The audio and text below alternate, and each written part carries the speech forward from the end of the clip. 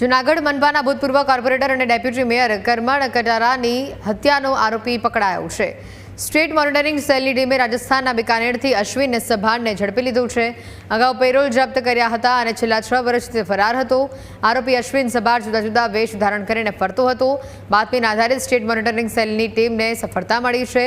આરોપીને parole floor સ્ક્વોડને સોંપી જેલના હવાલે કરાયો છે।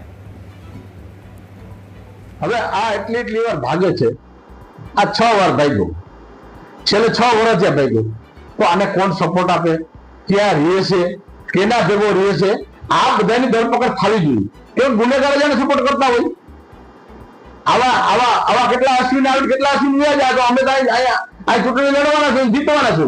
આવા કોઈ અશ્વિનથી અમને કોઈ અશ્વિનથી ફેર નથી પડતો। અમારા ભાઈના મર્ડરમાં અશ્વિન છે, કોઈ અશ્વિનથી અમને કઈ ફેર પડતો નથી। અમે ડરતા પણ નથી, પણ અમે ઝઘડો પણ નથી કરતા, કેમ અમે વેપારી માણસ છીએ, અમે નગર સેવક છીએ। પણ હા, વોર્ડની અંદર કોઈ ગેરકાયદેસર કામ થતું હોય તો અમારે વિસ્તારના એક કોર્પોરેટર તરીકે અમારે પોલીસને કેવું પડે, એસપી સાહેબને કેવું પડે, કલેક્ટર સાહેબને કેવું પડે કે સાહેબ અહીંયા આવું ખોટું હાલે, અમારું ધ્યાન દોરવું અમારું કામ છે।